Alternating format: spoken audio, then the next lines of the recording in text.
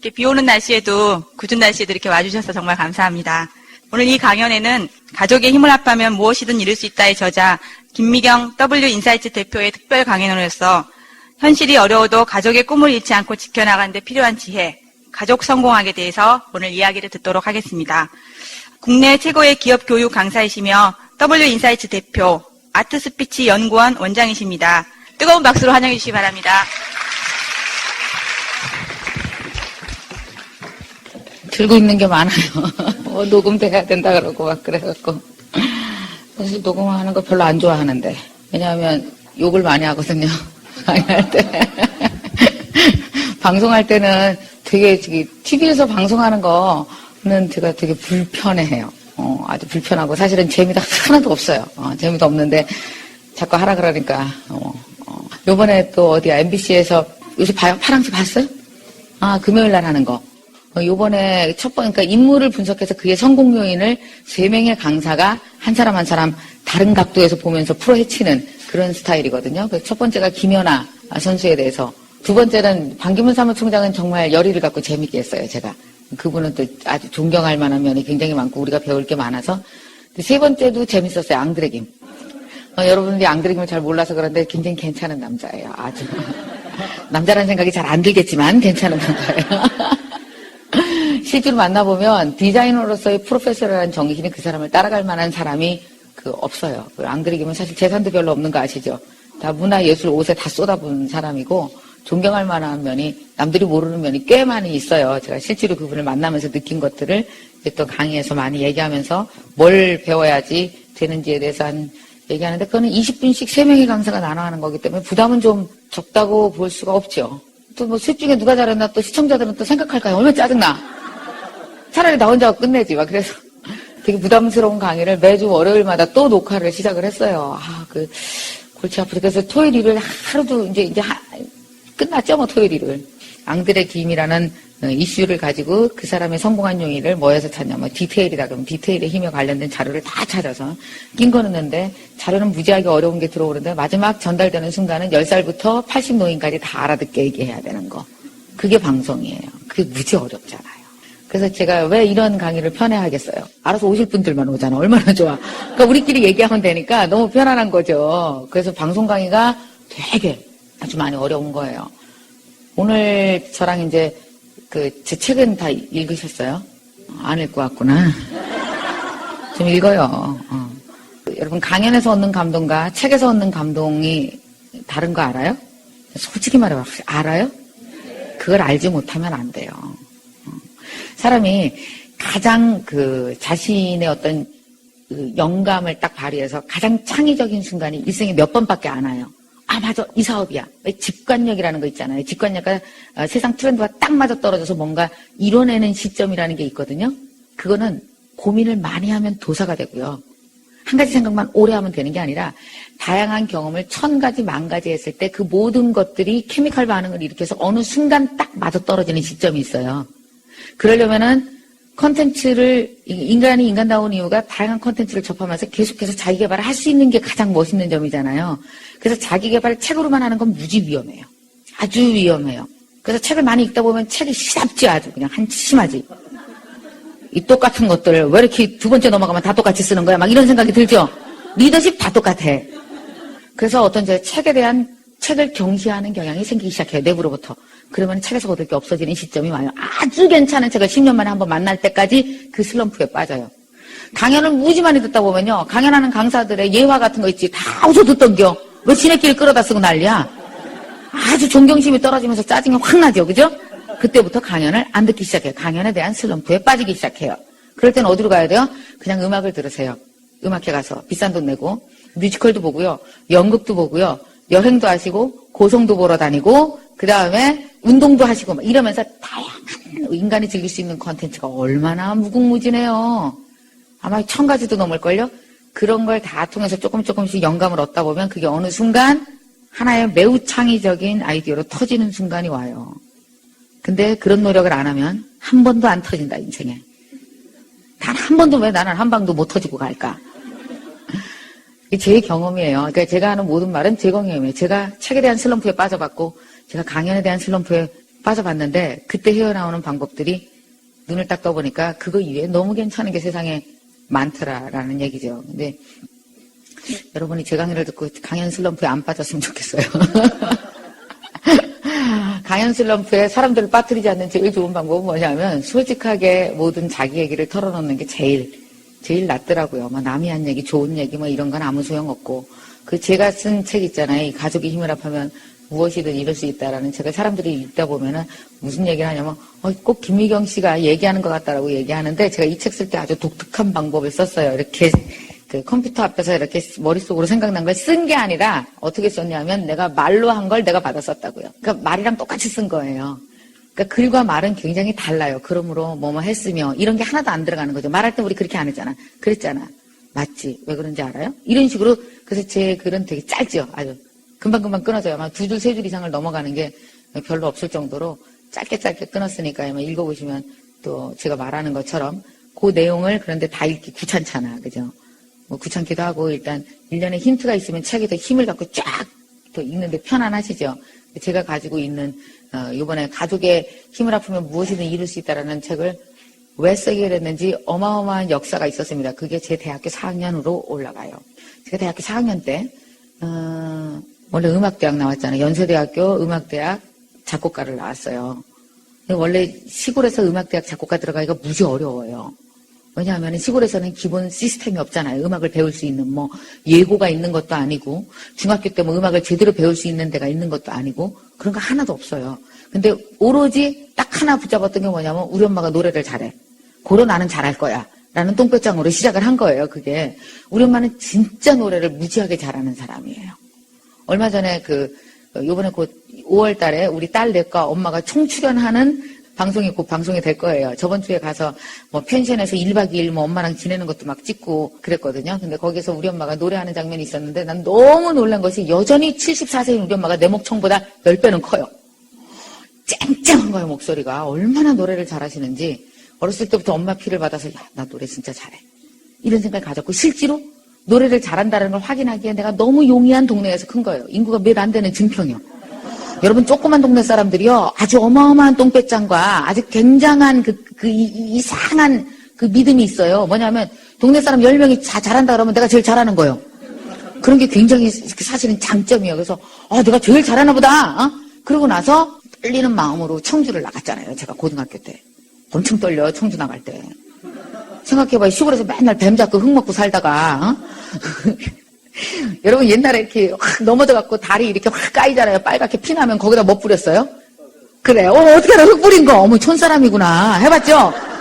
무슨 연고를 발라 우리 흙 뿌렸어요. 야야 흙 바르면 나. 그러고 나서 이렇게 까진 데다가 흙을 확 뿌린다고. 그러면 이렇게 흙이 쫙 말라붙잖아. 그러면서 다리를 치료를 하고 그랬다니까. 얼마나 재밌어요. 그런 동네에서 살던 애가 청주를 나간 거예요. 그랬더니 청주엔 세상에 깜짝 놀라서 사립초등학교가 있어. 그렇게 애들이 막 짧은 이상한 주름치마 입고 뛰어다니는 것들이 있더라고, 애들이. 너무 깎아놓은 밤돌처럼 이쁘게 생기고 막 애들이 막 시스템이 다른 거예요, 벌써. 음악을 받을 때 우리는 음악을 선생님한테 그냥 배웠고 걔네는 레슨이라는 걸 받고 뭐 이런 시스템인 거예요. 너무 놀랐어요. 갔더니 어떤지 아세요? 별거 아니야. 시것들도 딱 6개월이면 끝나요. 적응하는데 6개월이 힘든 거예요. 어리버리하고. 근데 6개월 동안 융화되어서 내가 더 열심히 하니까 아무것도 아니더라고요. 드디어 청주에서 고등학교까지 나오고 이제 서울로 한번 올라가 봐야 되겠다. 연세대학교를 가야 되겠다. 올라오는데 얼마나 떨렸겠어요, 제가. 서울 애들은 더 아주 상태가 심해. 아주 애들이. 엄마 자가용 뒤에 매달려갖고 시험을 보러 오는 거예요. 상상도 못하는 일. 우리는 엄마한테 맨날 두드려 이년아 레슨비 왜 이렇게 비싼 게 이년아 맨날 나 엄마한테 두드려 맞으면서 레슨비 15,000원 20,000원 타는데 그렇게 구박받았거든요. 근데 이게 웬일이야. 애들은 막 자가용 뒤에서 막 딱 내리는 데 보니까 옷도 되게 비싼 거 있잖아. 막 옛날에 우리 때 제일 비싼 옷이 막 왜 조다시 청바지 막 이런 거 입고 애들이 막 내리는 거야. 무섭게. 나는 또 얼마나 이상한 옷을 입었는지 알아요? 우리 엄마가 해준 옷 한 장에 증평 아줌마가 걸어가서 시험을 봤잖아. 막 이러고 긴 치마 입고 가갖고 막 이런 거 아세요? 밑도 끝도 없이 그냥 막 위축되는 거야. 한마디로 그냥 위축되는 거죠. 그리고 대학을 들어갔거든요. 근데 대학 들어갈 때 제가 참 서울 애들도 공부 더럽게 안 한다. 그렇게 돈 많이 쓰고 이런 생각을 했던 게 뭐냐 하면 제가 수석으로 들어갔어요. 나는 시골에서 그렇게 작은 돈으로 대학생한테 배우고 들어가서도 그래서 이것들도 아무것도 아니네. 얘 좀 철들어서 공부 좀 해라 그랬어요.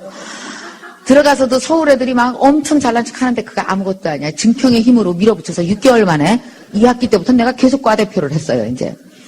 그렇게 대학을 다니는데 제가 대학 때 가장 심취했던 분야가 뭐냐 하면 민주화였던 거예요. 왜 도대체 데모를 할까?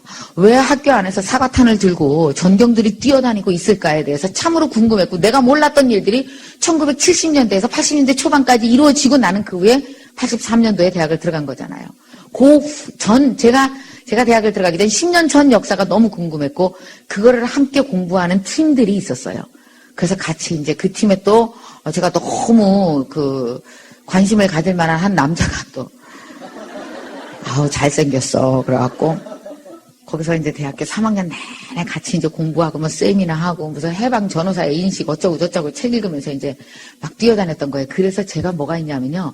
가난함, 시련, 그리고 아주 시골에서 올라온 사람들에 대한 깊은 연민이 있어요. 정확히 말하면 그런 남자에 대한 깊은 연민이 내가 있는 거예요. 그런 남자만 사귀었잖아. 왜 알죠? 시골 장남 뭔지 알아요? 느낌이 와? 공부는 잘하는데 엄청 가난이야. 그래서 그 집 엄마는 그 아들이 제일 잘난 줄 알아. 아주 이러면 골치 아파지는 거 알죠? 내가 그런 남자를 쭉 만나고 있던 중 저희 때만 하더라도 대학교 3학년, 4학년이 되면 어떤 일이 생겼냐 하면은 애들이 약혼을 하고 시집을 갔어요. 상상도 못하는 일이에요. 옛날에 그랬어요. 내 친구들이 나한테 뭐라냐면 미경아, 너 이렇게 가난한 남자들만 너무 좋아하다가 큰일 난다. 그러니까 제대로 된 남자를 만나보자. 지네 나름대로 그 당시 명품이라는 거예요. 당시 압구정동 오렌지족이 있었을 때예요. 미팅을 하러 나갔는데 4명의 남자가 쫙 앉아 있어요. 애들이 아주 그냥 뭐야 아주 애들이 꼭 전지분이 먹고 큰 것들 같아. 알아요? 우리 어렸을 때 부잣집 사람들은요 미국에서 건너온 전지분이 먹여 키웠었다니까. 여기 좀 있는 집들 많네. 먹어봤네? 4명의 남자예요. 가서 앉아서 이렇게 얘기를 하는데 너무 놀란 사건이 발견된 거예요. 아버지 변호사, 얘네 아버지 의사, 얘네 아버지는 무슨 교수, 얘네 아버지 판사, 아주 다양한 그러나 꽤 잘 나간다는 집안의 아들들이었어요. 내가 궁금했던 건 니네 엄마예요. 엄마는 뭐 하시니? 그랬더니 뭐 엄마가 어떤 사람은 교수도 하고 어떤 사람은 엄마가 전업주부래. 그렇구나. 우리 엄마 양장점 하는데. 저기 니네 엄마는 어디 학교는 엄마가 이화여대 나왔다. 여자가 대학을 나오는구나. 증평은 거의 다 중졸인데. 증평은요, 가정환경 조사 쓸 때 엄마가 대졸이라고 쓰는 집이 가뭄에 콩나서 100명에 1명도 안 됐었어요. 대부분 고졸 아니면 중졸, 국졸도 무지 많았었다고요, 증평은. 얘네 엄마들은 이상하네. 어떻게 이화여대를 나와. 신기하다. 니네 할아버지는 뭐 했냐. 그러니까 할아버지가 교수랴. 할아버지가 미국으로 유학 갔다 오셨대. 정치학 박사. 그때 비행기가 떴나? 되게 충격을 받았어요, 제가 그날. 그리고 제가 그날로 맥이 쫙 빠진 상태에서 제가 걸어간 곳이 책방이에요. 신촌에 있는 책방에 들어가서 제가 한국 근현대사에 관련된 책을 10권을 샀어요. 싹 다 긁으니까 한 10권 나오더라고요. 내가 궁금했던 게 뭐냐면요. 1850년대부터 1960년대까지 우리 집이 뭐하고 살았는지 그 100년 역사가 너무 궁금했어요. 봤더니 기회가 많았었어. 여러분 1800년대 말에요. 무역을 무지하게 많이 하면서 돈 번 상인들이 굉장히 많았고요. 1940년대에 들어오면서 어땠는지 아십니까? 우리나라에 금광이 터지면서 어마어마한 금맥을 차서 돈 번 사람들 꽤 많았고요. 자본가가 나타나기 시작했어요. 90%가 소작농이고 10%가 지주인 상황에서 이승만 대통령이 농지개혁을 하면서 한바탕 뒤집어지기 시작해요. 부가 재편됐었어요. 전쟁 때, 6.25 전쟁 때 다 같이 있는 사람 없는 사람 다 피난 갔을 때 딴 사람들은 돈 좀 끌고 부산에서 올라왔던데 우리는 왜 가난만 끌고 올라온 거야, 우리 집안은. 왜 그래서 호미 두 자루 갖고 시작했는지 되게 궁금했어요. 우리 할아버지가 뭐 하고 살았는지. 어마어마한 기회가 있었다는데. 다들은 위기인 것 같지만 위기 속에서 어떤 집은 무지막지한 걸 이뤄냈는데 왜 우리 집은 여태까지 비행기 탄 사람이 한 명도 없는겨? 그게 되게 궁금했다니까요, 내가.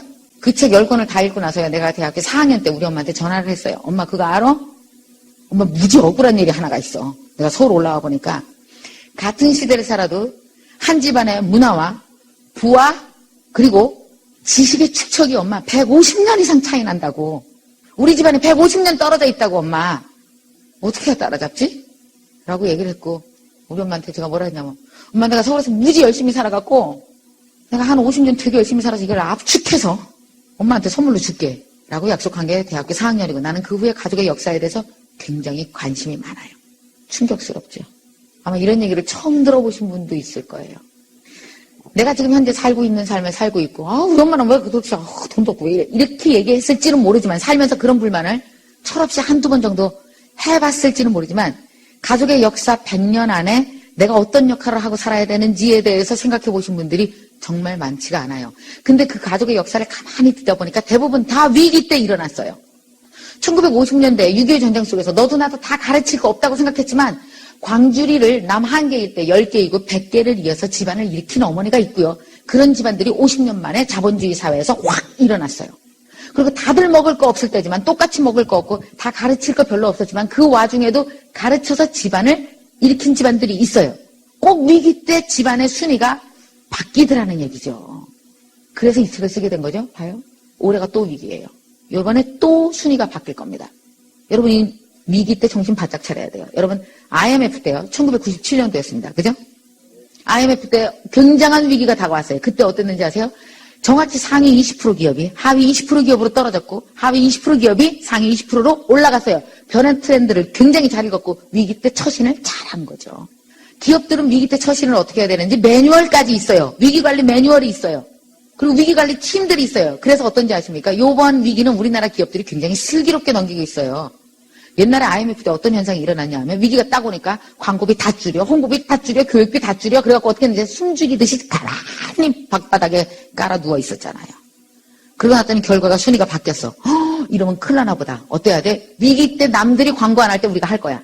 위기 때 남들이 인재 채용 안 할 때 우리는 요때 인재 채용해서 키워서, 그리고 호랑이 끝나고 호황이 나타났을 때 호황 때 3배 클 거야. 이런 전략들을 다 기업들이 갖고 있어요. 물론 겉으로는 다 죽어가는 소리 하죠. 일부러. 왜? 남들이 지네 흉내낼까봐. 어떠세요? 막 요새 유지만 해도 다행이죠. 유지만 이러면서 속으로는 막 정신없이 뛰고 있는 중이에요. 기업들이 다 그래요. 기업은 이런 경험적 전략들을 가지고 도입하고 있는데, 문제는 뭔지 아세요? 가족들은 아무도 터치해주지 않아요. 어머니 아버지가 이 어마어마한 비밀을 알아내지 못하면은 그 집은 계속 그 상태로 가는 거예요. 그냥 오직 불안하기만 한 거예요. 얼른 끝났으면 좋겠고 경기가 회복됐으면 좋겠어. 여러분, 경기 회복돼서 좋은 게 뭐가 있어요? 준비된 자만 경기 회복의 부를 누려요. 준비 안 된 사람은 경기가 회복되면 어떻게 해요? 남들 돈 버는 거 구경만 해야 돼요. 여러분, 99, 2000, 2001년도 다 구경만 하셨잖아요. 얼마나 많은 사람들이 재산을 오고 5배, 10배 불렸는지 아세요? 그래서 많은 사람들이, 그때를 경험한 사람들이, 그래도 머리 좀 있는 사람들은 그랬어요. 그래, 내 인생에 IMF 한 번 더 와라고. 그러면 나도 집값 3배로 뚝 떨어졌을 때 그때 살 거고, 나도 그때 더 열심히 준비해갖고 호황 때 큰 돈 벌 거고, 큰 인물 될 거고 작정을 했어요. 그래서 하도 오라 그래서 지금 또 왔잖아. 10년 만에. 너 한 장에 돈 또 없네. 너무 걱정하지 말아요. 걱정을 말고 크게 걱정해. 너무 실망하지 말고 옆 사람 등을 이렇게 한 번씩 쳐주세요. 이렇게 어이 쳐줘봐. 절 따라서 하세요. 얼른. 얘 또 온댄다. 걱정하지 마라. 응? 여러분, 곧 또 와요. 언제 오는지 아십니까? 우리가 지금 여기 계신 분들이 대부분 보니까 30대 분도 계시고 40대 분, 50대 분 이렇게 쭉 계시는데 10년에 한 번씩 옵니다. 그 이유는 뭐냐면, 우리가 오지 말라고 하더라도 자본주의 사회에서 돈의 속성은 매우 이기적이고, 그리고 매우 자유롭게, 그리고 매우 독하게 움직여요. 아주 이기적이고 독하게 움직여요. 어디가 돈 번다 그러면 사람들이 거기로 쏠리게 돼 있고, 쏠린 거의 대가를 나중에 몇 년 후에 꼭 치르게 돼 있어요. 그러니까 미국 사람들이 부동산 투자한 대가를 왜 한국에서 우리가 치르는데? 이게 다 가능한 일들이에요. 그래서 어떠냐? 경제 위기는 주기적으로 오게 돼 있다. 그럼 주기적으로 오는 경제 위기에서 자본주의 사회에서 살고 있는 우리가 늘 당할 수는 없으므로, 그럼 뭘 어떻게 하고 살아야 돼에 대한 전략이 가족 내에도 기업처럼 확실하게 있어야 되겠다라는 게 제 생각인 거죠. 여러분, 기업은 어떤지 아십니까? 굉장히 똑똑한 사람들을 채용을 해요. 이 부서에 딱 맞는 사람들을 인터뷰를 거쳐서 채용을 해서 1000명이 있습니다. 그런 기업들이 1000명이 똑똑한 머리가 모여서 기업을 운영하면 되게 잘 돼야 될 거 아니에요. 승승장구 100년, 200년. 근데 그런 기업들이 드물어요. 기업의 평균 수명은 12.5년밖에 안 돼요. 그 똑똑한 사람들끼리도 13년을 못 견뎌요. 그만큼 변화를 따라잡고 사는 게 굉장히 어려운 거죠. 가정은 어때요? 몇 년 견디면 돼요? 가족도 창업이에요. 이 남자랑 나랑 둘이서 창업을 한 거지, 지금 둘이서. 그죠? 대주주가 둘이 만난 거 아니에요. 더 이상의 대주주는 없어. 그죠? 가끔씩 그 시어머니 대주주가 끼어들면 오히려 분란이 나요. 깨끗하게 둘이서 하는 게 제일 나아요. 그게 공정거래야, 사실은. 둘의 대주주가 딱 모였는데 솔직히 말해서 상태가 얼마나 괜찮은지 전혀 검증 안 했죠, 우리는. 인터뷰 그런 거 안 했어. 그냥 사랑해. 아무 의미 없어. 내 보기엔 이 남자가 제일 나아. 아무 의미 없어. 누가 뭐 여러 명이 본 것도 아니에요. 자기 혼자 본 거 아니야, 결국은. 그래갖고 이 남자랑 나랑 둘이서 결혼을 딱 했단 말이야. 그죠? 살아가고 있는 중에 우리는 거기서 뭐가 나타나기 시작해요? 이제 직원이 좀 생기네. 여러분 직원이 몇이요? 저는 셋이요. 직원이 생기네. 그럼 이 직원들을 어떻게 해야 돼요? 아주 잘 양육을 하죠. 12.5년만 양육하면 애가 10살밖에 안 돼서 큰일 나죠. 적어도 30년을 양육을 해갖고 애를 어떻게 해야 됩니까? 직원들을 내보내는 순간 본사와 계열사 체제다. 나는 본사고 애들은 계열사예요. 그죠? 그럼 어떻게 해야 돼요? 본사 체제가 튼튼하고 본사 조직 문화가 좋을수록 계열사가 잘 나갈 수밖에 없어요. 본사와 계열사 간의 돈거래가 깨끗해야 되는 거 아시죠?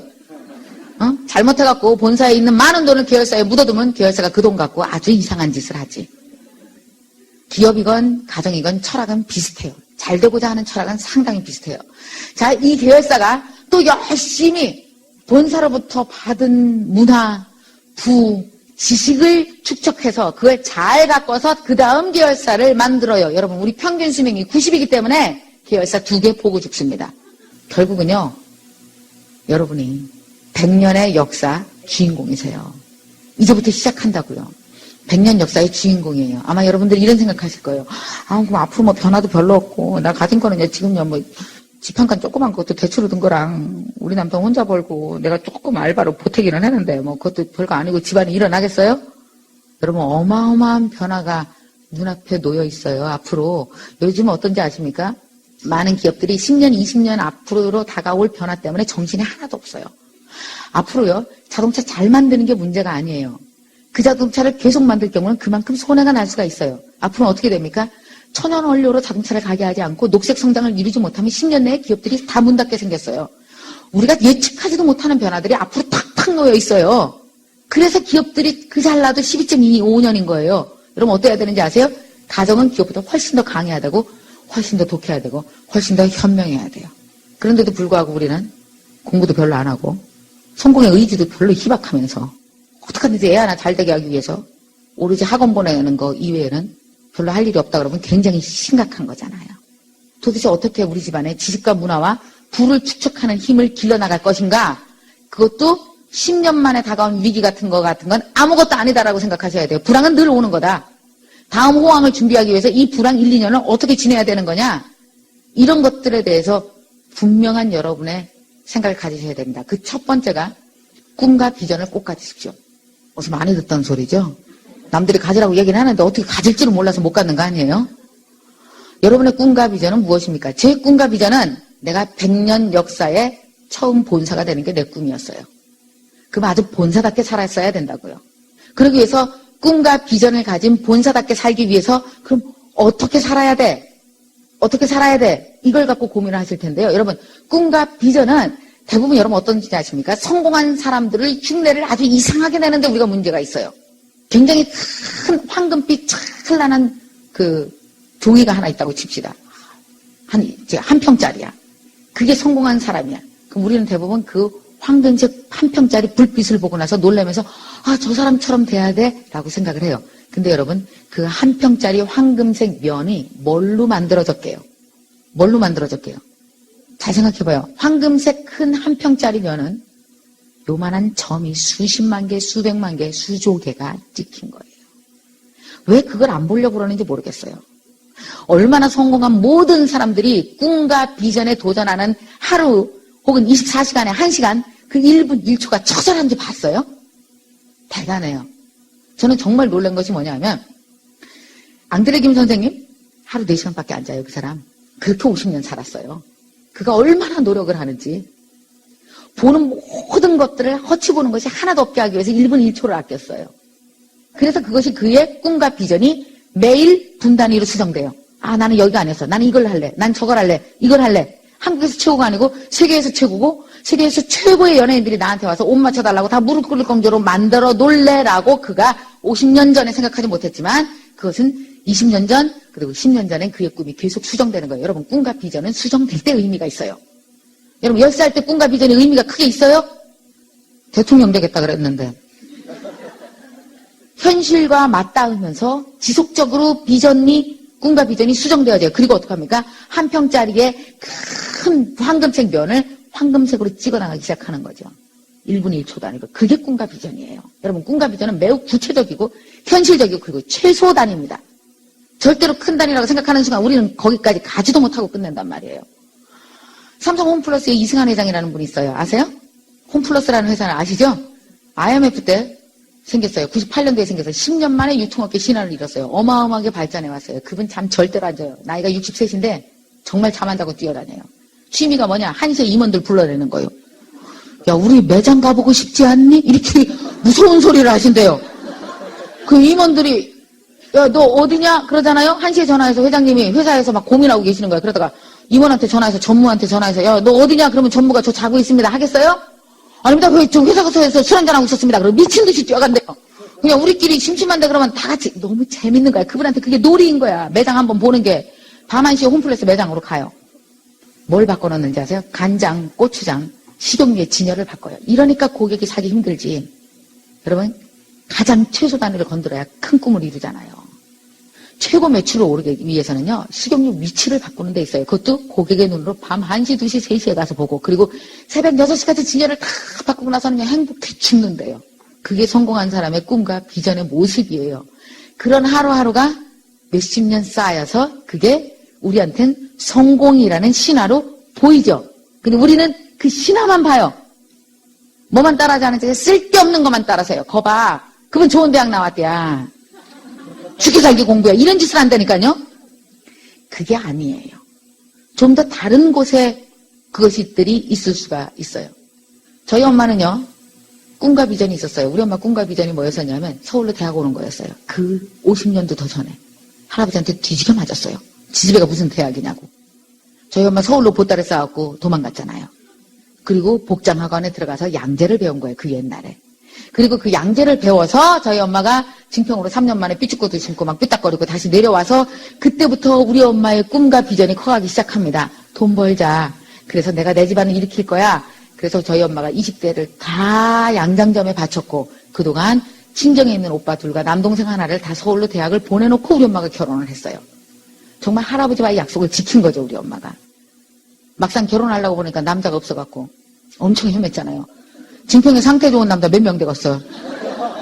우리 엄마 친구들이 다 가져갔지. 그래서 그렇게 꿀이 엎드려 기도를 했어요. 하나님 남자 좀 줘요. 아우 나 재치로 가는 거 싫어요. 호래비는 싫고. 호래비한테 자꾸 가라 그러면 나 증평 떠나야 되는데 엄마 아버지 좀 어떻게 내가 옆에서 도와드려야 되는데 제발 남자 좀 달라고. 그렇게 몇 개월 기도하고 나오는데 세상에 키가 크고 잘생긴 남자 하나가 이렇게 지나가더래. 군인 하나가. 그게 우리 아버지예요. 한 살 연하랑 같잖아요. 이게 웬 축복이야. 그래서 우리 아빠가 그냥 휴가 때마다 저희를 만들기 시작했죠. 우리 언니 휴가 때 만들고 나 그 다음 휴가 때 만들고 정신없이 애를 낳아서 쭉 붙어서 딸넷이 있어요. 그리고 뚝 떨어져서 7살 밑에 아들이 하나가 있어요. 저희 엄마가 그렇게 애 5을 낳았어요. 그리고 나서 우리 엄마의 꿈과 비전은 이제 어떻게 합니까? 2차전으로 옮아가기 시작합니다. 오빠들 남동생이 아니라 내 자식에게 옮겨가기 시작했죠. 모든 부모의 꿈이에요. 뭐예요? 나는 이렇게 살아도 내 자식들은 나보다 훨씬 더 잘되길 원하는 거. 자, 자식들을 잘되게 하기 위해서 꿈과 비전을 끊임없이 부모가 둘이 실천하다 보면 자기 자신도 잘되게 돼 있어요. 계열사를 잘되게 하기 위해서 본사가 무지하게 노력하다 보면 어떻게 돼요? 본사도 잘되게 돼 있어요. 저희 엄마가 수많은 고난을 헤치면서 우리 딸넷과 아들 하나를 공부를 시키기 위해서 정말 노력을 하셨습니다. 나는 엄마로부터 큰 비전을 봤거든요. 여자로 사는 비전을 우리 엄마가 가르쳐줬어요, 나한테. 한번 가르쳐준 사건이 있는데 저 어렸을 때는요. 반장이 남자 선거고 부반장 여자 선거예요. 여자는 죽어도 반장이 못 돼. 왜? 여자니까. 근데 6학년 때 선거를 치렀는데 내가 남자애보다 표가 훨씬 많이 나왔어요. 큰일이 벌어진 거죠. 근데 어떻게 됐는지 아세요? 더 큰일은 선생님이 너는 여자니까 부반장 하래요. 남자가 반장해야 된다고. 내가 얼마나 억울했는지 알아요? 5학년 때까지는 참았는데 6학년 때에서는 머리가 크니까 못 참겠어. 막 울었어요. 가서 우리 엄마한테 막 울면서 엄마 내가 이렇게 표가 많이 나왔는데 그 찌질한 놈이 걔가 진짜 걔 반장하면 큰일 나는데 내가 반장을 해야 되는 건데 우리 반에서는. 그때 우리 엄마가 막 가위로 재단을 막 하고 있더니 그 자위를 탁 재단대에 놓더니 따라와라. 씩씩하게 학교로 쫓아갔어요. 그러고 나서 우리 엄마가 교장 선생님한테 들어가서 막 난리를 칠 줄 알았는데 너 복도에 있어. 엄마가 교장 선생님한테 얘기하고 올게. 들어가요. 교장 선생님 앞에 딱 앉은 우리 엄마가요. 와글와글 소리를 지르 알았더니 그게 웬일입니까? 무릎을 딱 꿇고 우리 엄마가요. 한 5분, 10분 가만히 우리 엄마가 엄청 억울한 통곡을 했어요. 교장 선생님 앞에서. 그들 뭐냐면 교장 선생님 억울해요.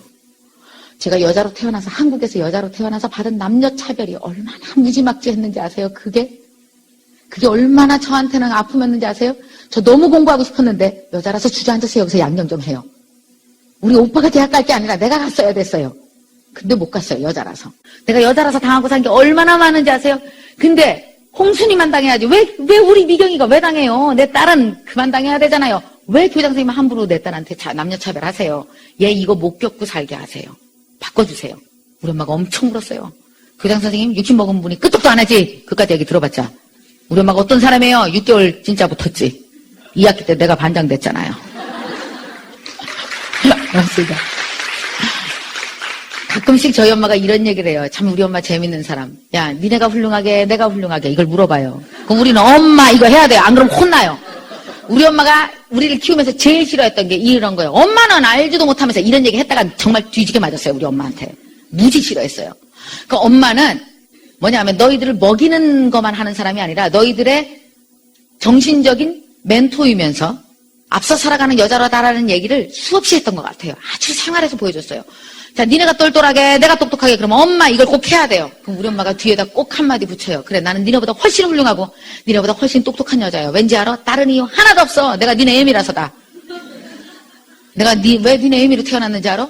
내가 먼저 30년 먼저 나서 살아보고 우리 딸들 불편할 것 같은 거 있으면 내가 싹 다 해치워 놓으려고 내가 먼저 태어난겨. 그거 안 하려면 내가 엄마로 태어나지 말았어야지. 라고 얘기를 하는 거예요. 그래서 엄마가 여자로서 사는 꿈과 비전을 보여줬어요. 제가 우리 엄마한테 대학교 4학년 때 전화해서 엄마 억울해. 우리 집이 지식과 문화와 부의 축척이 동시대를 살아도 150년 이상 차이 나는 거 알아? 라고 얘기할 수 있었던 맥이 우리 엄마로부터 온 거라는 거예요. 나는 엄마라는 본사를 무지 좋아해요. 나는 그의 계열사인 내가 참으로 자랑스러운 거예요. 여러분, 꿈과 비전은요, 매일매일 부모가 생활 속에서 보여줍니다. 그 집안의 문화가 뭐가 문화인지 아세요? 어제 그 부모의 습관이 그 집안 문화예요. 간단해요. 뭐 문화를 만들려고 생각 좀 하지만 어제 다 했으니까. 라고 얘기하면 걱정스럽죠? 사실이에요. 가훈 만들지 말아요. 어제 한 짓이 가훈이요. 간단해요. 착하게 살자 그러면서 아버지가 하나도 안 착해, 사람이. 착하게 살자는데 왜 부인은 맨날 두드려 패는데? 대화하며 살자. 왜 자기는 집에 와서 한마디도 안 하는데?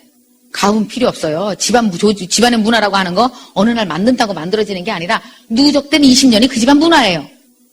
그간 부모가 자식한테 보여준 것이 그 집안의 DNA예요. 그것이 자식에게 계열사로 그대로 들어갈 거예요. 수혈돼서 내가 안 주려고 해도 그냥 피로 이어져서 간단 말이에요. 그래서 어제 습관이 너무나 중요하고 그래서 어제의 습관은 뭐예요? 하나의 점이었다는 거죠. 그 황금점이 수조 개가 찍혀서 성공을 이뤄가니까요. 여러분, 꿈과 비전은 점입니다. 저 좀 따라해주세요. 꿈과 비전은 점이다. 점은 내가 어제 찍었다. 어제 찍었어요. 혹시 시커먼 점 찍은 거 아니요? 라고 생각된다면 황금색 점으로 바꿔야 되는 거죠. 꿈과 비전은 구체적이셔야 됩니다. 그러니까 어제 바빴어야 정상이에요. 바쁘셨어요? 네. 이상하게 바쁘면 안 돼요. 정말 바빠야 될 것에 바쁜 것이 황금색 점이고요. 안 바빠도 되는 것에 바쁘면 검은색 점이에요. 바빠야 될 것에 분명히 바빴어야 된다고요. 옳은 것에 바빴어야 되고 그것을 우리는 뭐라고 불러요? 분별력이라고 불러요. 내가 어제 마땅히 가야 될 곳에 가서 봐야 될 사람을 보고 해야 될 일을 했느냐는 뭐예요? 어제 나의 분별력으로 처리하셨을 거예요. 안 가도 되는데 간 거는 잘못된 분별이고요. 여러분, 그 분별력이 어떻게 생기나요? 그게 그 집안의 가풍이고 문화고 DNA예요. 분별력이 참 중요한 거예요. 가도 되는 자리인지 안 가도 되는 자리인지 만날 사람인지 안 만날 사람인지 이 돈 써야 되는지 안 써야 되는지 다 여러분의 1초 1분의 분별력에 의해서 결정되지죠. 그게 점이라고요. 그것들이 모여서 꿈과 비전과 아주 가까이서 맞닿아서 계속 움직이게 돼 있어요. 그럼 분별력을 키우는 최고의 방법이 뭐가 있을까? 분별력을 키우는 최고의 방법. 저 좀 따라해주세요. 나는 무식하다. 나는 문제가 많다. 라고 느낄 수 있는 곳에 매일 가셔야 돼요. 내가 제일 잘났어. 내가 최고야. 라고 생각되는 곳에 계속 가면 분별력이 흐려지고 결국 사고치게 돼 있어요. 도올 선생이 뭐라고 그러는지 아세요? 도올 선생이 얘기한 얘기 중에서 나는 가장 가슴에 남는 것이 뭐라고 그러냐면은 지의 가장 큰 선생은 무지래요. 내가 무지하다고 생각되는 순간부터 지가 자라기 시작해요. 그럼 지의 가장 큰 적이 뭐예요? 지예요. 다 안다고 생각하는 순간부터 무지해지기 시작하는 거죠. 그래서 자리를 잘 잡아야 돼요. 어제 어디 있었어요? 지금 이 자리에 앉은 여러분 같이 저랑 얘기를 하다 보니까 어느 순간 맞아 그 생각 왜 못했지? 이런 게 느껴지죠. 말하자면 제가 하는 여러 가지 강의 내용은 여러분의 심금을 울린다기보다도 여러분 인생에 작은 힌트들을 자꾸 주고 있어요. 제가 가장 가고 싶은 곳이 내가 힌트를 얻는 곳들이에요. 내가 깨달을 수 있는 거. 내가 잘못 살았어. 내가 어제 왜 그랬지? 어떤지 아세요? 분별력은 정보의 양이 많고 깨달음의 순간이 많으면 많을수록 분별력은 고순도가 된다. 딱 두 가지 갖고 판단하면 분별력은 어떻게 돼요? 아주 심각해지죠. 기면 기고 아니면 아니야. 이거 되게 무서운 분별력이야, 이거. 여러 가지 변수를 다. 그래서 어떤지 아십니까? 분별력이 고순도로 아주 높은 사람들이 가만히 보면 현명한 사람들이죠. 분별력이 최고에 달하는 사람들은 남을 분별해 줄 수 있고 그래서 남을 컨설팅도 하고 상담도 하고 남에게 아주 현명한 길을 알려줄 수 있는 현자들은요. 대부분 분별력이 최고점에 가 있는 사람들이에요. 우리 5살 때 분별력이 있어요? 없어요? 없지. 그냥 주면 먹고 아니면 말고 아니면 승질 부리고 이러다가 15살 되면 분별력이 아주 헷갈리죠. 사춘기 때문에. 응? 나는 나야. 내가 원하는 걸 할 뿐. 이따위 분별력을 갖고 움직이기 시작해요. 그러다가 25살이 되면 엄청 내가 왜 그랬는지 후회가 되죠. 그죠? 35살, 45살, 자녀가 생기죠? 나이가 50이 되죠? 분별력이 훨씬 더 좋아져야 정상이에요. 70이 되면 훨씬 더 그래야 돼야 정상이에요. 근데 어떤지 아세요? 귀를 막고 있으면 분별력이 오히려 어렸을 때 수준으로 떨어지는 수도 있다. 굉장히 심각한 사람이 된다. 나이 먹었다고 다 현명해지는 거 절대로 아니다. 25살 때 배운 거 갖고 70까지 울고 먹으려고 그러면 느는 건 고집밖에 없는 거예요. 왜냐? 그때 믿었던 걸 계속 그렇다고 우겨야 되잖아. 50년 우기려면 얼마나 고집이 세겠어요. 그죠? 우기지 말고 충분히 탄력 있는 분별력을 갖고 세상과 거래하면서 탄력 있게 유연하게 신나게 살아나가려면 분별력이 있어야 돼요. 분별력 갖고 점을 찍으세요. 어제 한 습관이 바로 여러분의 꿈과 비전과 아주 맞아 있다는 거죠. 두 번째입니다. 위기를 극복해 나가면서 여러분 가족이 100년 역사를 제대로 익히기 위해서는 꿈과 비전, 하루하루의 습관에 집중을 하셔야 되는 거고요. 두 번째가 뭐냐 하면은, 저 좀 따라하세요. 불황은 불황일 뿐, 불행이 아니다. 여러분, 불황하고 불행하고 착각하는데 얼마 차이가 안 나요. 참으로 안타까운 것이. 신문에서 가끔 기사가 나면요. 어머, 이거 뭐 5천도 아니고 5억도 아니고 어떻게 500만 원에 그래? 왜 그랬을 것 같으세요? 혹시 그런 상황에 빠져본 적 있으세요? 500만 원이라는 돈은 내가 갚을 수 있는 돈일지 모르지만 500만 원이라는 빚이 생기기까지 있어 왔던 일련의 과정들에서 겪은 그 가슴 아픔, 그 외로움, 고독, 세상에 나밖에 없는 것 같은 것이 그를 죽이는 거예요. 우리한테 다가온 건 어쩌면 충분히 우리가 40년, 50년 살면서 처리할 수 있는 불황인데 조금 정서적인 양념이 가해지면 즉시 불행으로 가죠. 그래, 나는 이런 놈이야 원래. 나 이럴 줄 알았어. 나는 앞으로도 계속 이런 식으로 살 거야. 왠지 알아? 당신도 날 못 믿잖아. 애들도 날 싫어하잖아. 어머니도 나한테 어제 뭐라 그랬는지 알아? 이것이 그를 불행으로 몰고 가요. 여러분, 자본주의 사회에서 살면요. 불황은 늘 있기 마련인 거예요. 특히 우리나라가 국가적으로 10년에 한 번씩 불황을 주지 않아도 혼자 겪는 불황 많죠? 잘못 투자 안 겨. 잘못 꿔줬어, 돈. 얼마나 고독한 불황들이 많아요. 아무도 모르는 불황. 응? 내가 미쳤지. 어제 카드값을 왜 이렇게 질렀을까, 내가. 나 6개월 동안 죽었다. 이런 어마어마한 불황들을 다 겪고 살아요, 사실은. 굳이 이런 경제 위기 안 와도 돼. 그냥 알아서 처리돼, 불황이. 각자. 자, 이런 불황 속에서 불행으로 절대로 가면은 안 되는 거죠. 그때 필요한 것이 바로 엄청나게 독한 끈기가 있어야 됩니다. 저희 엄마가, 저 아버지는 뭘 하셨냐 하면 초등학교 선생님 하셨어요. 그러다가 아버지가 뭘 하셨냐 하면 그 다음에 삼성전자 대리점을 했어요. 하지 말아야 됐었어. 우리 아버지는 장사에 기본적으로 안 맞아요. 왜? 외상값 받는 걸 어떻게 하는지 절대 모르는 분이요. 우리 아버지는 너무 순해서. 우리 엄마는 선수고. 선수한테 맡기는 게 나은 것 같아요. 그러다가 아버지가 또 무슨 자개농 같은 거 이렇게 농방 같은 거 했는데 절대로 하시면 안 돼. 그건 큰 돈을 못 받더라고, 그거는. 그러다 결국 나중에 축산을 하셨어요. 돼지를 기르는 그 축사를 하셨거든요. 제일 어울려. 우리 아버지는요, 돼지건 사람이건 뭐 기르는 게 제일 나아요. 제일 나은 것 같아. 제일 어울리는 직업을 마지막에 택해서 이제 그걸 했어요. 근데 이제 저희 엄마가 양정점을 하시고 아버지는 축사를 하고 그러면서 이제 딸 넷의 아들 하나를 이제 증평에서 고등학교를 청주로 보내고 서울로 유학을 보내는 코스를 쭉 밟아 올라가니까 돈이 어마어마하게 들기 시작하죠. 몇 집 살림이 돼요? 나중에 4집 살림을 했어요. 할아버지, 할머니, 시어머니 모시죠. 친정 엄마, 아버지 모시죠. 엄마, 아버지 사는 양장점 있죠. 그 다음에 어떻게 됩니까? 청주에 고등학교 때 자취하는 집이 하나 있어야죠. 또 어떻게 돼요? 서울에 자취하는 집이 있어야 되죠. 4개, 5개 집을 관리하는 거예요. 돈이 어마어마하게 많이 드는 거예요. 우리 엄마가 참 힘들었어요. 그때 결정적으로 제일 힘들었을 때가 오로로 4명이 다 같이 서울에서 대학 다닐 때 우리 엄마가 죽고 싶은 게 아니라 죽이고 싶었대요. 용돈 탄다고 내려오는 것들을. 우리 엄마가 울면서 뭐라 하는지 아세요? 내가 미쳤지. 중간중간 낀 거사 아들이라도 날걸. 지랄하고 딸을 뇌를 쭉 붙여놔갖고. 왜냐면 중간중간 아들 낳으면 군대로도 3년 갔다 오잖아. 그죠? 왜 남자들이 형제가 많을 때는요. 돌려가면서 그 공부해요. 하나 군대 갔다 오고 하나 공부하고 하나 가고 이게 좀 되거든요. 그리고 이제 군대 가기 전까지 한 6개월 나오면 그때 또 형제들끼리 열심히 아르바이트 해갖고 조금 부모 돕고 이게 되는데 딸들이 그게 안 되잖아요. 쪼로로 다 붙어 다니고. 요즘 같으면은요, 1, 2년 쉬고 휴학하고. 근데 옛날엔 그 개념이 없었어요. 왜냐하면 결혼해야 되고 이러니까 빨리 채워서 빨리 나오고 이게 착착 진행이 돼야 됐거든요. 너무 힘든 거예요, 우리 엄마가. 양장점 해갖고 아버지 축사해갖고 제대로 잘 안 됐었어요. 그러니까 엄마가 그때 또 뭐가 생겼냐 하면 내가 제일 싫어하는 거 아죠. 우리 엄마 인생의 최고의 위기는 논노였어요. 논노 알아요, 논노? 기성복? 여러분 옛날에는요. 여러분 기억나요? 여기 지금 연세가 지금 45세 넘는 사람 손 들어봐봐요. 45세. 여러분들 교복 다 양장장 가서 맞춰 입었죠? 옛날에 안 사 입었어. 양장장 가서 교복을 맞춰 입었다가 기성복 교복이 나오기 시작하면서 우리가 사 입기 시작한 거예요. 근데 세상에 막 사람들이 맞춰 입는 와중에 논노가 딱 나오기 시작하고 그 이후에 논노 이후에 기성복 브랜드가 쫙 나오니까 사람들이 더 이상 양장점을 오지 않는 거예요. 싸고 가서 즉시 사 입잖아. 우리 엄마가요, 손님이 10분의 1로 줄었어요. 어떻게 한참 돈 들어갈 텐데 보통 큰일이 아니죠. 내가 평생 내가 할 수 있는 일이라고는 양장점 하나밖에 없는데 너무 고민이 되는 거예요. 우리 엄마가 정말요, 막 눈에 실핏줄이 터지고 막 몸은 비리비리 마르고 얼마나 울고불고 속상했는지 몰라요. 너무 돈이 안 벌리니까. 세상에 이럴 수가 있나.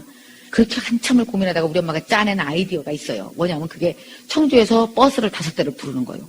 그래갖고 증평 여자들을 딱 꼬셔갖고 버스 5대에 꽉 태워서 설악산으로 4박 5일 여행을 떠나는 거예요. 그러면 우리 엄마는 우리 등록금을 조금이라도 충당할 수 있었어요. 어떻게 했을까?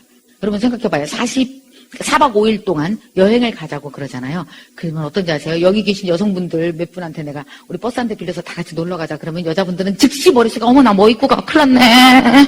어머 어떡하면 좋아. 원래 모든 여자는 원래 다 어때요? 어디 갈라 그러면 옷이 없어 못 가. 우리는 아무데도 못 가. 옷 없어갖고. 그래서 기본적으로 왜 남자들이 무슨 파티에 부인을 데려간다든가 무슨 회사 신년 파티 같은데 송년 파티에 부인을 데려가려고 한다면 어떻게 해야 되는지 아세요? 옷값을 대줄 돈이 없으면 송년 파티 얘기를 하면은 오히려 싸울 가능성이 높아요. 내가 이러니까 옷 하나도 없지 나는. 내 친구는 말이야 이러는 수가 생겨 이제. 여자가 옷에 대한 애착이 얼마나 강해요. 근데 세상에 증평이라는 그 시골에 큰 농사 짓고 사는 분들이 설악산 가려고 그러니까 진짜 옷이 없이 그 옛날에 얼마나 옷이 없겠어. 요새도 없는데. 그럼 우리 엄마가 뭐라 했는지 알아요? 아 그냥 한 번씩 쫙 해 이번 기회에. 아우 너무 가깝게 입으면 지날 때 옷도 안 나오고 힘드니까 바지는 똑같이 쪼르륵 이쁘게 맞추자 우리 다 같이. 그래갖고 빨간 바지를 200개를 동시에 다 같이 하는 거예요. 정말 코미디예요. 여러분 요번에 제가 아마 이번에 진행되는 그 MBC 방송을 보시면은 증평 아줌마가 빨간 바지를 다 같이 입고 찍은 사진이 나올 거예요. 그거 다 우리 엄마가 맞춰준 거예요. 얼마나 웃기는지 알아요? 코미디요, 코미디. 그래갖고 빨간 바지를 다 같이 입고요. 아줌마들이 하얀 운동화를 신고 다 같이 200명 이러고 가는 거야. 그리고 이제 조금 돈 좀 있는 사람들한테는 옷도리도 그냥 딱 어울리게 하나씩 맞춰. 그래서 블라우스를 하나씩 다 맞춰줘요. 그러면 여러분 한 벌씩이잖아요. 한 벌이 200벌을 해봐요. 그러면 돈이 엄청나잖아. 그래서 우리 엄마가 그 사람들을 싹 끌고 설악산을 4박 5일 여행을 떠나는데 보내기만 하고 엄마는 안 타느냐? 아니에요. 증평엔 여행사가 없었어요. 당시. 우리 엄마가 여행사였던 거예요. 우리 엄마가 다 기획하는 거예요. 설악산 어디 들리고 어디 들리고 어디 들리고 이거 프로그램까지 다 우리 엄마가 짜요. 청주에서 버스 5대만 오는 거야. 그러면 이제 우리 엄마가 이제 막 맛있는 거 뭐 소주랑 뭐 떡이랑 탁 차에다 실쳐. 그러면 그때부터 저희 엄마는 본격적인 게 시작됩니다. 레크레이션 강사였어요. 우리 엄마가. 버스마다 올라타고 마이크를 딱 잡고 뭐 하잖아요. 그럼 이쪽 버스에서 삐지면 큰일 나는데 빨리 또 저쪽 버스로 뛰어가갖고 또 탁 해주고 5개 버스를 정신없이 4박 5일 동안 뛰어다니면 우리 엄마는 밤에도 단 한숨도 못 자요. 우리 엄마가 여행사 직원인데 어떻게 잠을 자요. 그렇게 4박 5일을 지내는 거죠. 아주 재밌게 해줘야 돼요. 갔다 오면 우리 엄마가 나는요 우리 엄마가 원래 놀기를 좋아하는 여자라서 그렇게 잘 뛰는 줄 알았어요. 근데 우리 엄마가 뭐라는지 알아요? 예, 재밌게 해줘야 돼. 너 생각해봐라. 안 재밌으면 다음부터 안 갈 거 아니오. 재밌게 해줘야지. 여름에 내장산 또 끌고 가지. 가을에 홍도 끌고 가고. 우리 엄마가 그렇게 여행을 7년을 했어요. 7년을. 우리 다 대학 졸업할 때까지. 그렇게 해서 우리를 키웠어요. 우리 엄마가 뭐라는지 알아요? 예, 기성복에 밀려서 양정점만 알고 있었을 것 같으면 엄마 맨날 울었어야 될 거예요. 근데 엄마 되게 기뻤다. 여행사 하면서. 여행 가이드도 했고, 내가 레크레이션 강사도 했고, 안 한 거 없이 다 했는데, 굉장히 기뻤다. 왜냐하면, 갔다 오면 든든한겨. 니네 용돈 줄 돈도 있고, 니네 대학 등록금 할 돈도 있고, 막내 아들 유학 보낼 돈도 내가 그때 다 모았고, 너무 신났어. 물론, 온몸이 다 멍들어갖고 갔다 와서 3일씩 알아눕기도 했지만, 그래도 얼마나 즐거웠는지 아는 일하면서 너무너무 재밌었대요. 그 사람들이 아우 증평은 홍순희 씨 없으면 아무 재미도 없어. 저 사람 때문에 재밌게 사는 거예요. 이 얘기 들으면 너무 신났고 그렇게 위기를 넘겼어요.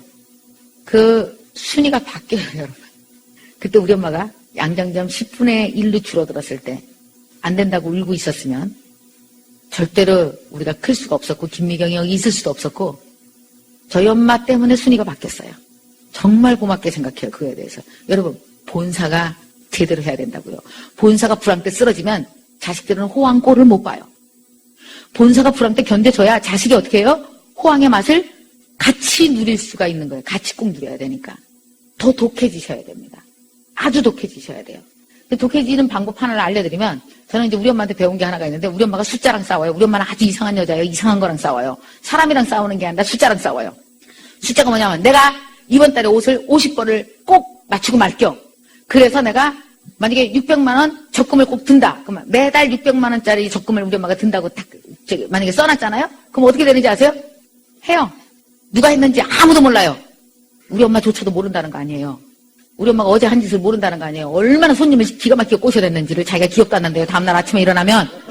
근데 내가 정한 숫자는 어느 순간 내가 일어났다는 거예요. 굉장히 독했어요. 숫자랑 거듭거듭 싸웠어요. 여러분 우리가 되게 절박할 때 단기간에 성과를 이뤄야 될 때는 어떤지 아십니까? 단기간에 순위를 바꾸고 싶을 때 쓰는 전략이 대부분 숫자랑 싸워요. 그래 보지 않았어요? 고3 때 안 했어요? 엄청 싸웠을 텐데 숫자랑 68페이지까지 보고 잔다. 3단원까지 수학을 끝낸다. 그래서 3등급을 2등급으로 올린다. 이런 식으로 숫자가 써요. 그래서 새벽 몇 시까지? 2시까지 공부하고 난 5시, 6시에 일어나서 또 공부한다. 이런 식으로 어마어마한 숫자로 자기를 통제시켰을걸요? 숫자와 굉장히 싸웠을 거예요. 그래서 그 숫자랑 싸워서 이긴 애들이 대부분 다 단기간 순위를 바꿔요. 근데 참 이상하죠. 우리는 고3 이후로는 숫자와 싸울 일이 없어. 싸우지도 않아. 싸워봤어요? 매번 져. 6시에 일어나야지. 시계가 막 울려. 미쳤지. 내가 왜 6시에 왜 일어나려고 그래서 내가 영어를 중국까지 올해 내에 꼭 떼야지. 내가 이번에 영어 토익 점수를 어떻게 했는지 토플 점수건 토익 점수건 내가 어떻게 토익을 900점까지 한번 해봐야지. 내가 나이 50이 되기 전에 영어 독해 실력을 쫙 해갖고 내가 박사학위를 따야지. 얼마나 많은 숫자들이 있어요. 왜 안 싸우냐고. 아, 뭘 해. 그냥 다 내년에 하지 뭐. 올해 꼭 대학원 들어가야지. 그랬다가 뭐라 그래. 아유 뭘 해. 그냥 돈도 없고 내년에 들어가지 뭐. 그래갖고 3년 지나갔잖아요. 매번 숫자와 져요. 여러분 숫자와 지면 절대로 순위 바뀌면 안 일어나요. 여러분 인생에. 저는 우리 엄마가 돈이라는 숫자와 싸우고 옷 몇 벌 맞추는 숫자와 싸우고 버스 5대 채우는 게 쉬워요 어려워요? 여기 직장 다녀본 분 알죠? 엄청 어렵죠? 우리 엄마가 죽어도 채워요. 나말이 사고 옷 4단위까지 쫓아가서 사람들 꼬셔갖고 다 태워버려요. 우리 엄마가 버스에. 숫자와 싸워서 이기는 거예요. 내가 5대 간다 그러면 무조건 5대지. 한 대 줄이는 방법이 없어요. 우리 엄마가. 한 대면 돈이 얼마인데 그걸 줄여. 억울해서 죽으려고. 단기간 성과 순위 바뀌려면 꼭 숫자와 싸우십시오. 여러분 오래 싸울 숫자를 정하세요. 뭐랑 싸우실래요? 내가 어제 정한 숫자가 있는데 이거 지켜질려나 모르겠네. 정말 하고 싶은 숫자가 하나 있어요. 우리 직원이 미국으로 박사 유학을 갔어요. 근데 이번에 들어왔어요. 며칠 전에 들어왔어요. 그래서 이제 한 4개월 동안 아르바이트를 해야 돼요. 요새 물가가 너무 비싸고 미국이 무슨 아르바이트를 해야 되나. 그래서 저한테 와서 대표님 저 아르바이트 할 거만 하나 주세요. 근데 글쎄 뭘 줘야 되나 이렇게 고민해봤는데 딱 맞는 게 있네. 제가 이제 박사과정을 들어가야 돼요. 근데 문제가 뭐냐면 영어야. 이게 독해 실력이 떨어져갖고, 조금 문제인 거예요. 제대로 공부를 해야 돼. 그러면, 그래서 생각한 것이, 그 친구 보고 완벽히 내가 독해를 지금에서 완전 일취월장을 하도록 4개월을 나를 붙들고 가르쳐 달라고 해야겠다. 걔는 돈 벌고, 나는 영어 실력을 완전히 업그레이드해서 4개월 딱 열심히 해갖고, 내가 내년 봄학기에 박사과정을 들어간다. 이런 계획을 세웠거든요. 그 4개월 동안 내가 어떻게 집중할지 이제 세부 숫자를 정해야 되겠죠. 그죠? 그리고 그 숫자가 싸워서 이기면 내 영어 실력은 오케이. 그 숫자가 지면 나는 끝. 여러분도 숫자 정하세요. 올해 순위 바뀜이 일어날 수 있는 숫자. 여러분 공부는 언제 해야 되는지 아세요? 불황 때 하는 거예요. 그래 호황 때 터져요. 돈은 언제 벌어야 돼요? 불황 때 벌어야 돼요. 숫자와 언제 싸워야 돼요? 불황 때 싸워야 돼요. 그래 호황 때 터져요. 그 이익을 다 그때 보신다고요. 지금 숫자에 눌려 살잖아요. 야, 큰일 났어. 환율이 얼마래. 야, 큰일 났어. 다 죽어. 이렇게 계속 숫자에 눌려 살지 말라고요. 겁먹지 말고 그보다 더 훨씬 더 위로 올려서 사셔야 돼요. 자, 마지막으로 3번째입니다. 저 좀 따라해 주세요. 커브길. 을 직선으로 살자. 자, 한번 손을 이렇게 해보세요. 손. 여기까지 쭉 간다. 쭉. 됐어. 다시 한번 곡선을 그려봐요. 시작. 곡선 쫙. 자, 이게 커브길이에요. 여러분, 이런 불황을 우리가 뭐라고 부르냐면 커브길이라고 불러요. 자, 호황은 직선길이죠. 뻥 뚫린 직선길이야. 막 달려가. 이때는 순위가 절대로 안 바뀝니다. 왜? 기량이 비슷할 때는요. 멀쩡한 길에서 누가 괜히 넘어져야 안 넘어지지. 물론 집안에 지가 걸려 넘어지는 애들 가끔 있긴 해. 우리 뛸 때 보면. 웬만하면 어때요? 빨리 달리는 애는 계속 빨리 달리고 느린 애들은 계속 뒤에 서 있어요. 근데 어떤지 아십니까? 가파른 커브길이 확 나타나는 순간 그때 어떻게 꼭 넘어지는 애가 생기죠. 여러분 쇼트트랙 경기를 생각해 보면 돼요. 직선이 순식간에 지나가면서 다시 커브길이 순식간에 나타날 때 커브길을 도는 걸 3번 커브길만 팍팍팍 돌고 나면 어때요? 순위가 확 바뀌죠. 분명히 꼴찌였던 사람이 앞으로 나와요. 대부분 우리나라 선수였고 그래서 우리나라 사람들은 커브길 무지 좋아해요. 연습이 안 돼 있고 기량이 떨어지는 사람은 커브길이 세상에서 제일 무섭겠죠. 나타나기만 하고 나 넘어질 것 같아. 지가 다 알아. 그리고 넘어져 알아서. 넘어질 때 또 잘 넘어지지. 꼭 옆에 사람 건드려갖고 같이 넘어지고. 생각해 보십시오. 3년 전, 4년 전, 5년, 6년 전에는요. 우리나라가 직선이었어요. 호황이었다고요. 물론 그때도 불경기라고 하는 사람들이 많이 있었지만 참 그런 사람 이해가 안 가. 남들 다 호황인데 왜 자꾸 불경기랴. 아주 불경기를 일생에 만들어 사는 사람도 있어요. 스스로 알아서. 어떻게 이렇게 평생이 불경기여 그래. 응? 분명히 직선이었어요. 올해 비교해 보세요. 얼마나 3년 전에 직선이었는지. 지금 우리는 커브길을 현재 돌고 있는 중이에요. 이번에 보십시오. 취업도 굉장히 안 돼요. 요새. 월급 삭감된 데도 굉장히 많아요. 커브길을 확 도는 동안 순위 바뀜이 일어날 거란 말이죠. 퀴즈를 하나 드리겠습니다. 커브길을 직선으로 만들어서 사는 방법이 있습니다. 제 강의를 잘 들었으면 금방 맞출 수 있어요. 맞추는 분에게 사인해서 책을 드리겠습니다. 짧게 끊어서 간다. 정답이야. 자기 혼자 막 이러고 난리 났어. 아까 힌트 드렸잖아요. 면은 뭐다? 점이다. 자, 봐요. 365일 혹은 3년 이건 어마어마한 커브길이지만 사실은 어때요? 짧은 선들이 모아서 된 게 커브길이에요. 아주 짧은 선들이 모아져 있다고요. 그 짧은 선을 사시라고요. 겁먹지 말고. 사실 이랬을 거예요. 우리 엄마가 양장점 할 때 그랬을 거예요. 논노 위기가 닥쳐왔을 때 큰일 났네. 얘네들 시집가려면 7년은 또 있어야 되는데. 이렇게 양장점이 안 돼서 어떡하나. 그건 커브길이에요. 근데 우리 엄마가 생각해낸 5개의 버스는 그날의 직선이었었어요. 온통 다리가 멍들었을지 모르지만 하루하루를 직선으로 살았고 나중에 살고 보니까 어떻게 했어요? 엄마가 건너온 길이 커브길이 아니라 직선으로 만들어져 있는 거죠. 단위를 끊어서 사는 것이 현명한 방법입니다. 앞으로 오늘부터 사실 때는요. 단위를 끊어요. 매일매일 직선으로 사세요. 길게 사지 말아요. 오늘 할 일 오늘 딱 맞추고 오늘 가장 의미 있는 일하고 오늘 가장 분별력 있는 곳에 가서 해야 될 일을 딱딱 맞추면서 아주 알차게 사는 거죠. 그렇게 하다 보면 이것들이 모아져서 직선이 모아져서 나중에 여러분 인생이 뭐가 돼요? 고속도로처럼 직선으로 뻥 뚫린 길이 돼요. 그러려면 사는 방법 작년보다 더 2배 열심히. 만약에 작년에 내가 고객을 5명 만나고 다녔어. 그럼 올해 몇 명 만나야 돼요? 10명 만나야 되지. 작년에 고객 컨택하는데 되게 겁이 나갖고 전화 누를까 말까 막 고민했어. 그럼 어떻게 올해는 무조건 누르는 거지. 더 많이 만나야 되는 거지. 작년에 내가 매출이 하루 10만 원 했어. 그럼 올해 어떻게 돼요? 하루 20만 원이 돼야 되는 거지. 작년에 내가 하루에 2시간 동안 공부했어. 그럼 올해는 4시간 공부해야 되는 거죠. 이런 식으로 훨씬 더 작년보다 2배 투입을 해서 더 열심히 사시는 거예요. 그러다 보면 어느 순간 커브길이 직선으로 딱 바뀌어져 있는 것을 여러분이 분명히 보실 수가 있을 겁니다. 자, 3가지를 얘기했어요. 두 번째 문제입니다. 이 3가지 제가 뭐라고 그랬는지 아시는 분? 어떡하지? 다 들으셨는데 예, 말씀하세요. 꿈과 비전을 가져라. 두 번째는 불황은 불행일 뿐 불황이 아니다. 커브길을 직선으로 바꿔라. 자, 두 번째 얘기입니다. 잘하셨고요. 그 두 번째에서 불황은 불황일 뿐 불행이 아니다라고 그러는데 불행이 아니게 사는 법을 어떻게 하라 그랬어요? 뭐 하라? 그렇죠. 숫자와 싸우라고 말씀을 드렸죠. 아무 세부 지침들도 여러분들이 굉장히 많이 알고 계실 겁니다. 오늘 저는 항상 강의하면서 그런 생각을 참 많이 해요. 무슨 강의 1시간 들어서 인생이 바뀌어 안 바뀌어? 솔직히 얘기해봐. 바뀌어 안 바뀌어? 안 바뀌어. 왜냐하면 사람들이 습관대로 살게 돼 있고요. 고집대로 살게 돼 있어서 참 안 바뀌어요.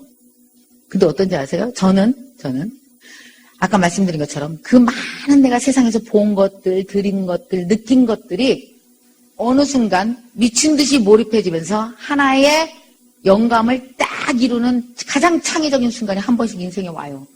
그 운을 만날 때가 있어요. 그때 제 인생이 바뀌더라고요. 내가 왜 학원 선생을 했을까? 내가 왜 피아노 학원을 했을까? 나는 이거 싫어. 나는 자존감이 있는 사람이야. 나는 더 자존감 있는 일을 하고 싶어. 과연 김미경이 해야 될 일은 뭘까? 김미경이 원하는 삶이 뭐야? 그랬더니 돈이야? 아니야? 뭐야? 영향력이야? 계속 찾아나갔던 게 내가 20대의 나의 고민이었어요. 그러다가 어떻는지 아세요? 우연히 강의를 딱 듣는 순간 내가 머리가 번쩍했고 내가 저거라면 잘하겠다. 29살 가을에 결정한 게 지금의 직업이에요. 그 전에 그런 고민들이 없었잖아요. 그냥 시집가서 그냥 잘 살지 뭘 애들 교육이나 시키고 이랬으면 내가 25살에 절대로 그 극적인 순간과 내가 만날 수가 없었어요. 강사라고 아무도 얘기하지 않았어요. 어떤지 아세요? 상황이 나한테 어마어마한 힌트를 준 거예요. 저는 그렇게 생각합니다. 누군가를 만나건 강연을 듣건 책을 읽건 그 모든 건 인생의 힌트예요. 물론 그것이 그날 가장 극적인 순간과 만나지 않을 수도 있지만 언젠가는 만날 거예요. 그런 노력들을 계속하세요. 오늘 저와 여러분의 만남은 그런 의미에서 또 하나의 극적인 순간을 터뜨리기 위한 또 작업이라고 생각이 들어요. 오늘 들은 강의들을 마음에 잘 새기시고 여러분 인생에 좋은 힌트가 돼서 이것이 어느 순간 터질 수 있는 중요한 순간이 꼭 되어지기를 저는 기대하면서 여러분과의 오늘 만남을 마치겠습니다. 고맙습니다. 고맙습니다.